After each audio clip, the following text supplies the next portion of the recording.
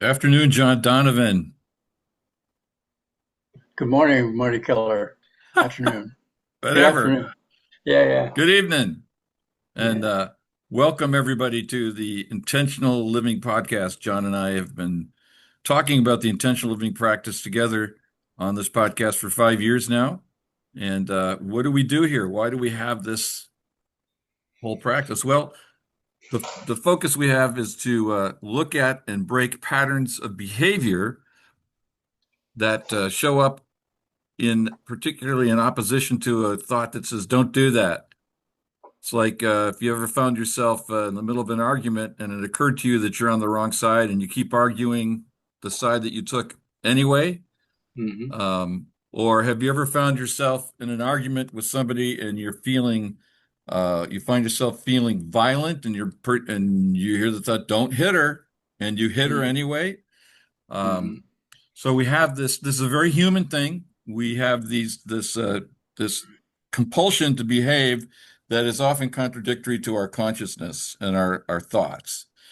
And so the we're here to take a look at not just why that happens. It's good to know why, but actually more importantly, what can I do about it? How can I how can I befriend myself enough to create something different? And that's my word, befriend. And that might seem contradictory to if you're speaking if you're a newcomer. Why would I want to befriend my compulsions? Well, we're going to talk about that and other things here in the intentional living practice. And last week we started talking about we have a list of principles that are help inform the conditions that we find ourselves in and the liberation from those conditions. Right. And in the intervening time, we last week we had 14 principles. Now we have 16 because in the intervening time, John suggested that we add two more. And so before I bring the principles up on the screen, any comments, John, before we get started? Yeah, these promote dialogue and are kind of like shockers, like shock Like the shock therapy? frame of reference that I have, like what I know, and then this comes in and it's like, whoa, where do I put this? It doesn't make sense, or you may disregard it altogether at first, and like that's crazy. And yet, in the pursuing dialogue about these, there's an opening or a way to see how this concept may support me in what I say I want, which for me was peace of mind, sobriety, self actualization, loving, caring, nurturing parent, grandparent, instead of where I found myself as the authoritarian or man of the house, as a producer, produce everything and become cooperative in my choices instead of dictatorial. That's one of the issues I work through.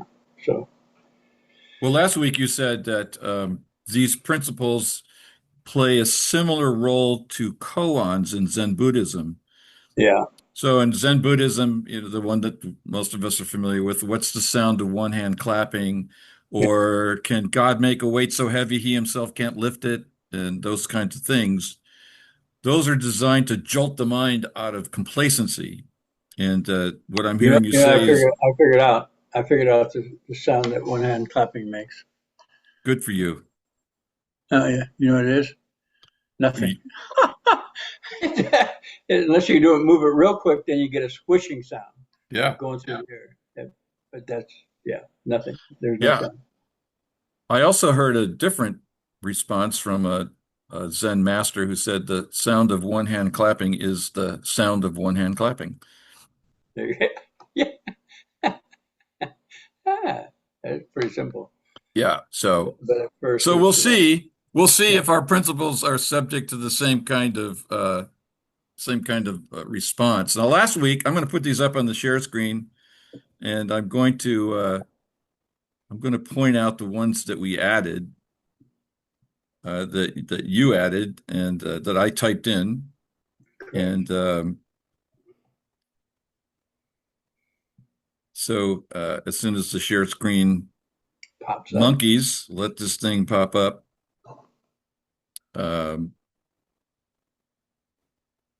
So can you see them now, John?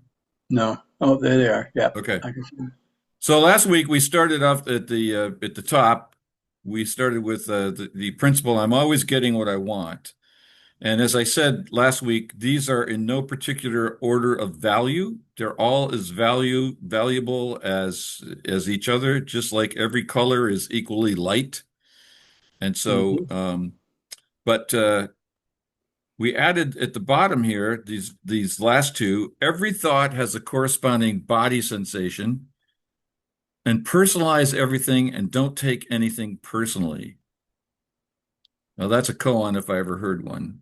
Yeah. Well, if you take the and out and just put a comma, personalize everything. Don't take anything personal. That's the same thing, but okay. Yeah, yeah. But there's a different sound to it. There you go. Okay, so where do you want to start today? So Well, last just let people know who are watching. Last week, if you haven't watched it, we started with one principle, and that's as far as we got. So right, we may take the next 14 podcasts and before we get through all these things, and it's okay. right. Let's go with number two. Right. Okay, let's go back up. So, oh, it's never about the other person. Oh, what? What you say? Wait a minute. You don't know my neighbor. You don't know this woman. How can it not be about them? Well, uh, I have discovered that my response, my choice, is never about them. They, my choice may be in alignment. My choice now is in alignment with the situation, but it's my choice. So I used to blame the other person for what I'm feeling, for the circumstances in my life, for they made me. If it weren't for them, I would. I used the other person as an excuse. And when I got that my choice is not really about them, it's a choice I make based on unresolved childhood trauma that supports my survival or the idea of who I am, that image is really not who I am. So, me knowing that my choice, what I feel, is not about them. All they do have an impact. I still choose. A person can treat me, say the same person, and this is where I got it. I came home from a Vance intervention class to my partner at the time. She said something, and I went into a rage. Like, how dare you? Why? How come? I just got home. How come you're asking me these? I don't remember what it was. Okay. The next week, I went to a meeting, and I came. For some reason, she said something real similar to what she said before, and I thought I chose. I was there was humor in it, and yet the first time I chose anger or resentment, bitterness, contempt, I chose to be violent. The second time I chose to laugh. It was my choice. She did the same thing. Oh, oh, it's how I perceive it um, that gives me the choice, not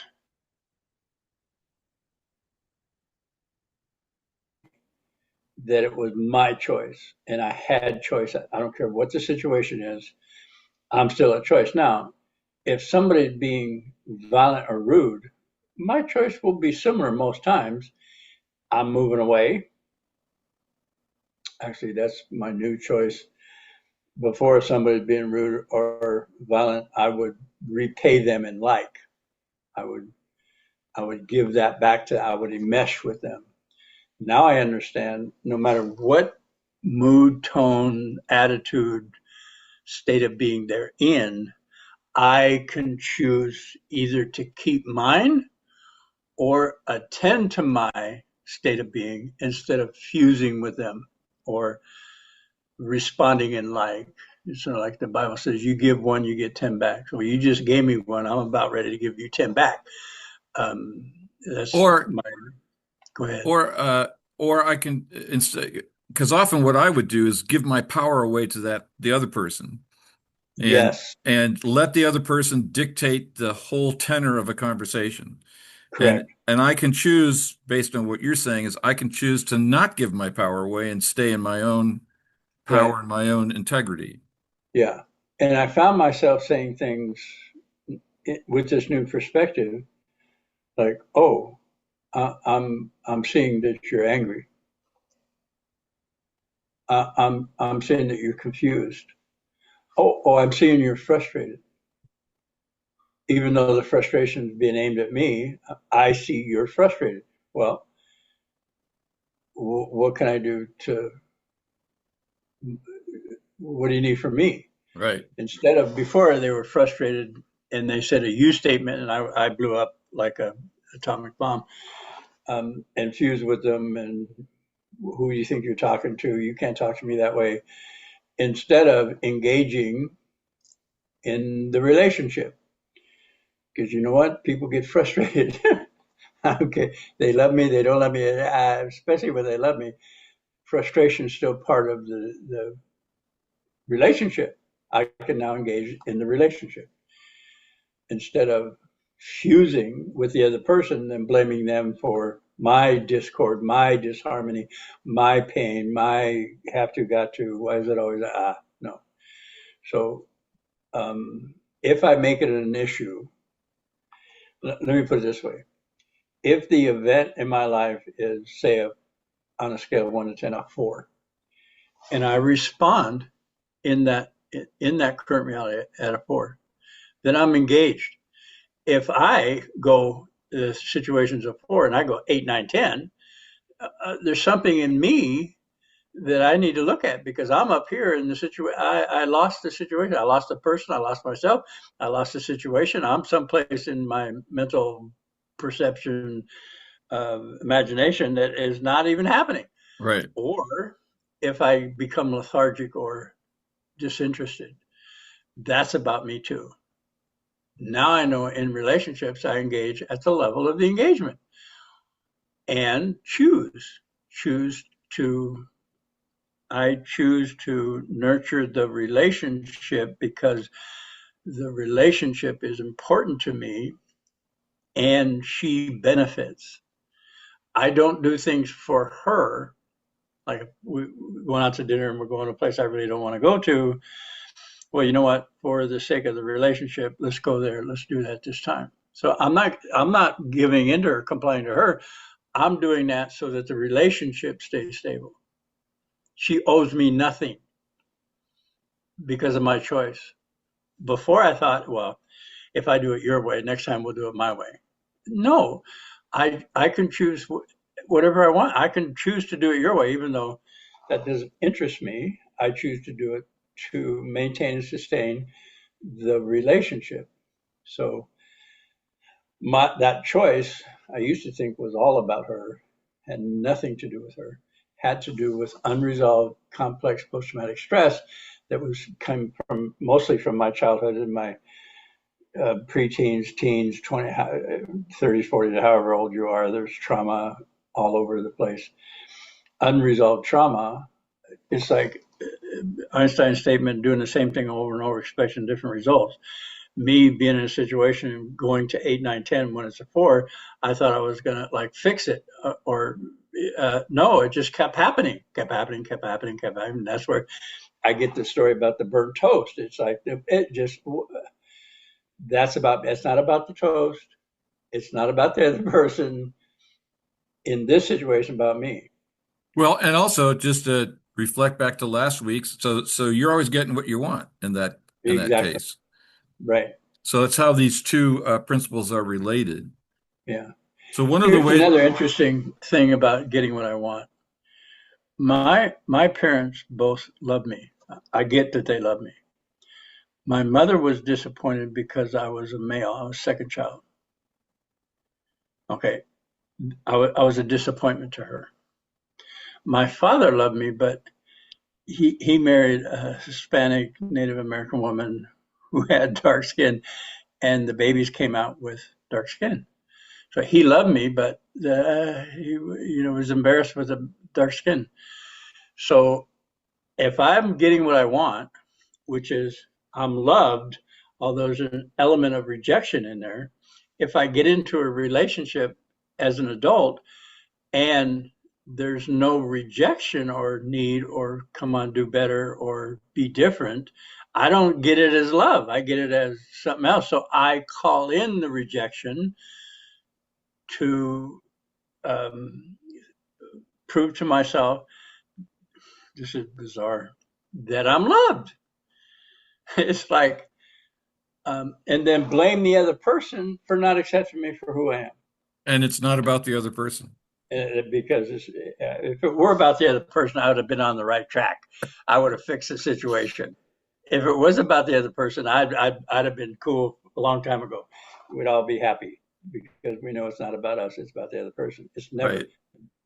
my choice nor my reaction is ever about the other person. Now, their behavior, their state of being, their mood tone does affect me.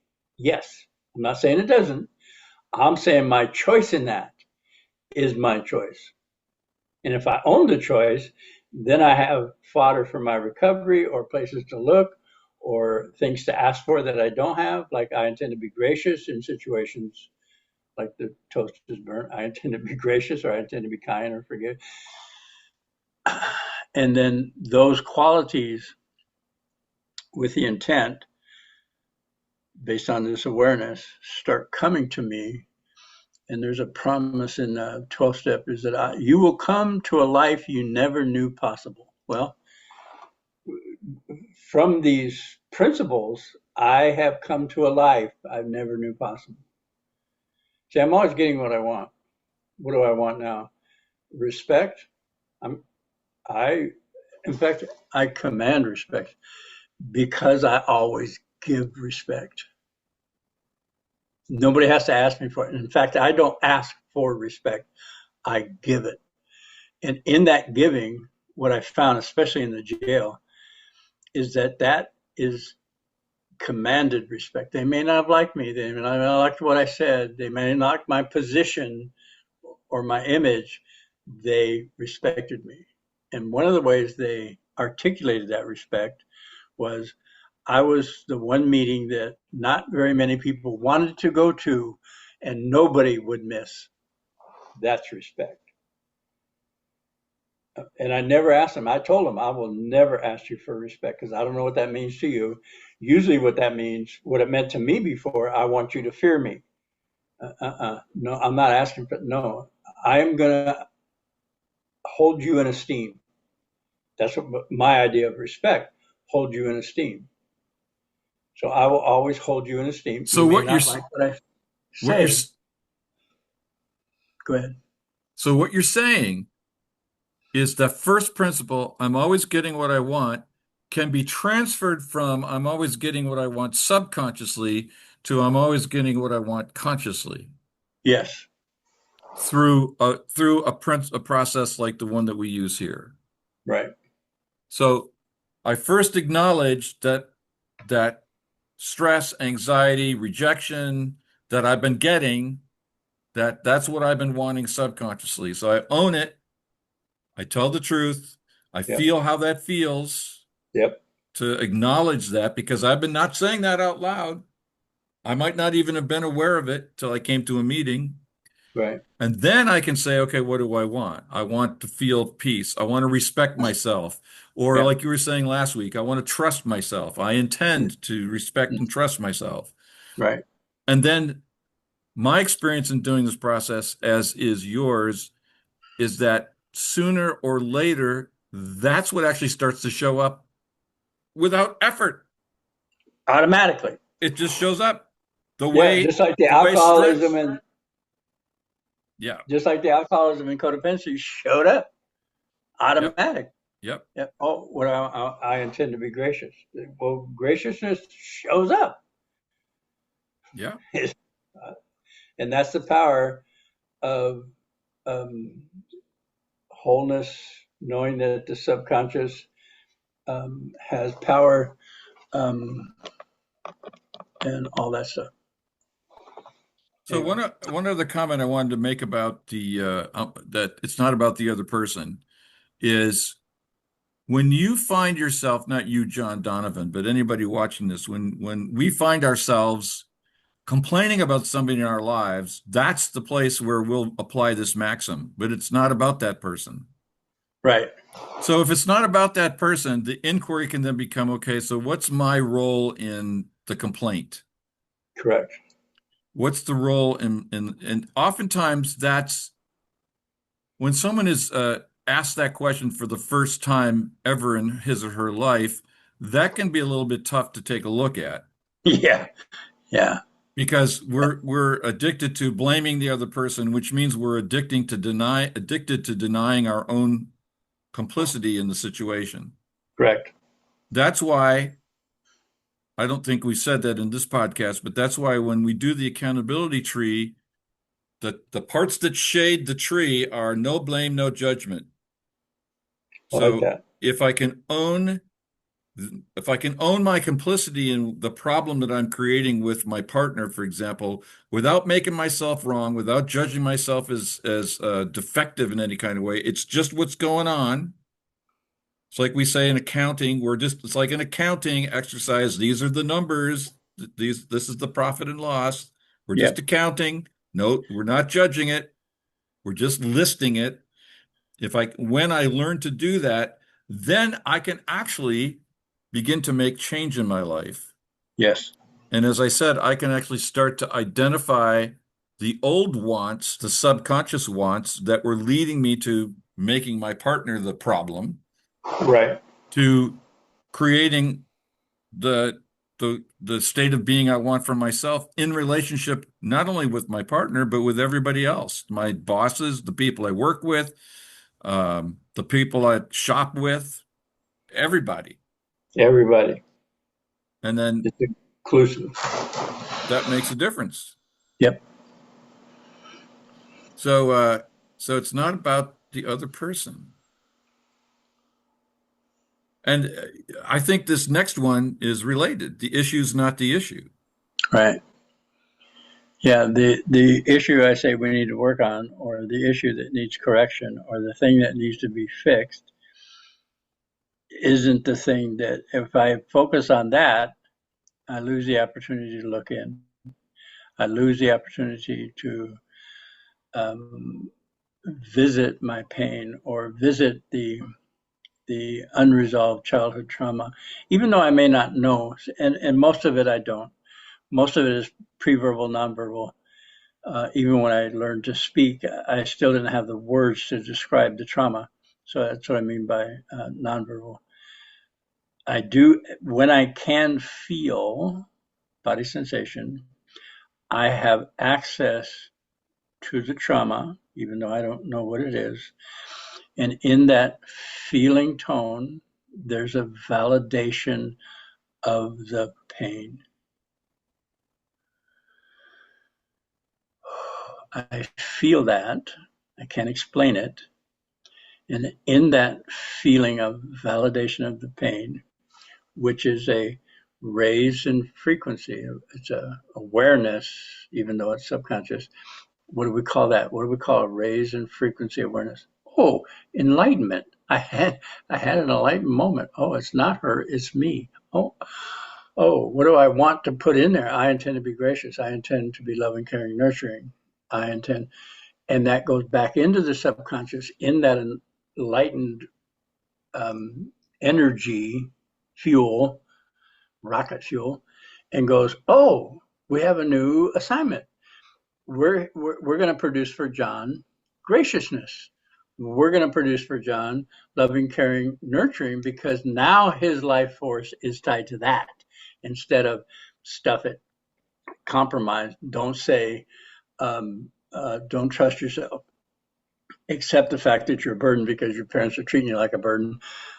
pain in the ass, or children should be seen and not heard. All that stuff that is now mitigated, healed, heard, seen, and in that I inject through intent, I intend to be gracious.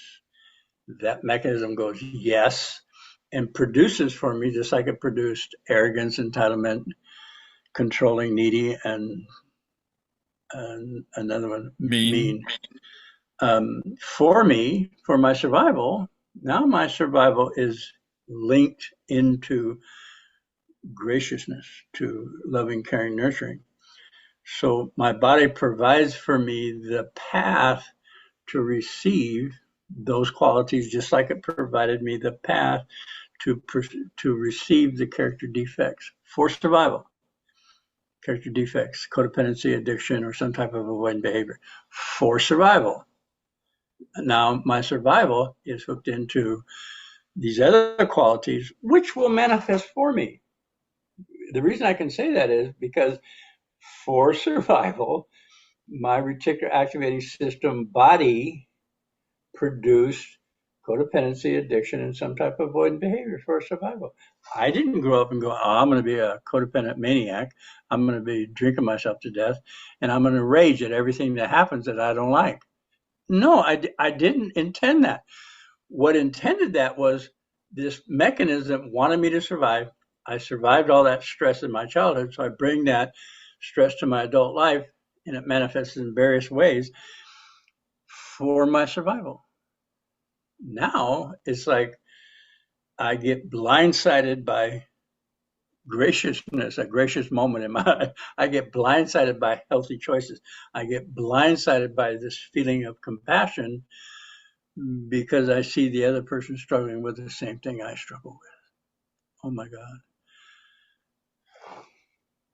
So that the issue is not the issue is a sort of an expansion of it's not about the other person. Correct. So in the issue, it's not about the other person. We note that when I'm complaining about somebody else, then that's an opportunity for me to look at what's my part in it. Well, and the issue is not the issue works the same way. If I'm complaining about an issue, somebody cut me off in traffic. Well, that SOB, the issue is not the cutoff in traffic. The issue is I got scared. Yes. And I wasn't aware of that. Right. Or whatever it is, the government to taxes or to whatever. When it comes in the form of a complaint, then there's that now has become a signal to me that there's something for me to look at about myself. Correct. The issue's not the issue. Okay, what is the issue? And oftentimes we need help to figure out or to see what the real issue is because we've been so habituated at pretending and not noticing what's really going on that it seems like an act of fiction initially when we take a look at the issue is I don't have enough money to pay my taxes. Or, I don't have the wherewithal. That's the real issue. Mm-hmm. I can take a look at that and decide what I want to do from an adult perspective, as opposed to, like you were saying a minute ago, the perspective of a wounded little kid who only knows how to react and experience some kind of emotional storm. Right. Yeah. So the issue is not the issue is sort of just enlarging the it's not about the other person principle. Let me say this, and I know we're getting close to the end. If I complain about something or notice something that's discordant and I move to resolution, then the issue was the issue.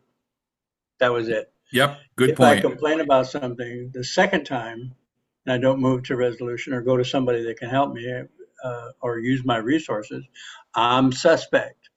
When I say the same thing the third time, it's me. Yep. It's me. It just, having an issue with what somebody says to me is okay.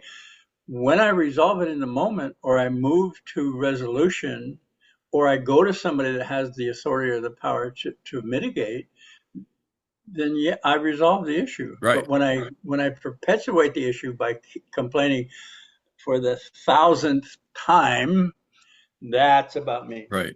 And now we're back to I'm always getting what I want Yeah, because we're knocking dead here this time. We're blazing through these guys, and they all speak to the same thing: exactly. um, unresolved childhood trauma. As Gabriel Maté says, any condition you find yourself in, physical, mental, spiritual, complex post-traumatic stress, unresolved complex post-traumatic stress, and these techniques that we're using and these dialogues that we come up with are about relieving, releasing stuck He, trauma, healing. healing. Yeah. And again, just to put a wrap on it, when I healed the trauma, I had now opened myself up into a spaciousness, a freedom where I now have choice. Like you were saying a Yeah, minute ago, I just go solve the problem. yeah, yeah. I deal with the issue. You do it I'm with you. I'm free to create a solution and move on. When I Right, solve my problem, I also create freedom because now that right, problem is behind me and I don't have it in right. front of me is to occupy my time. I'm now free to do the next thing I choose to do in my life.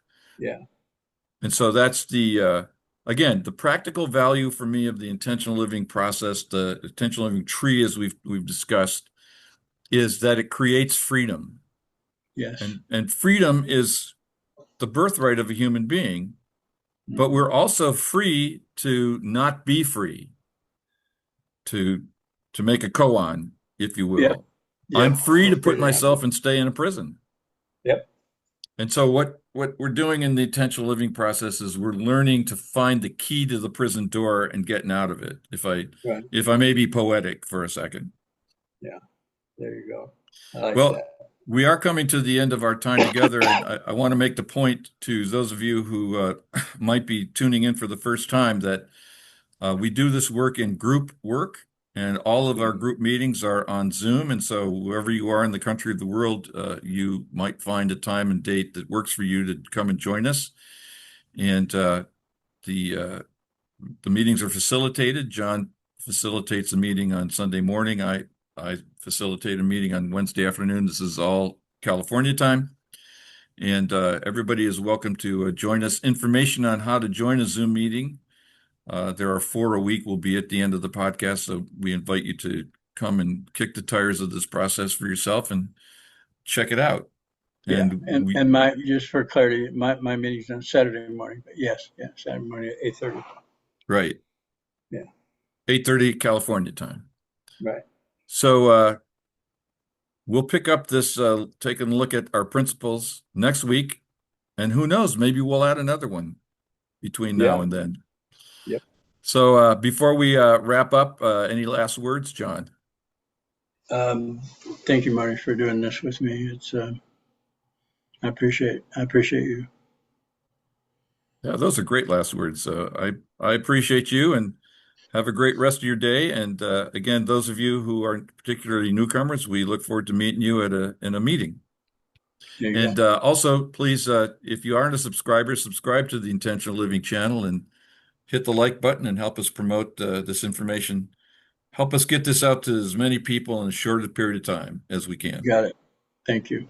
All Yes. right. Thanks, everybody. All right, Marty.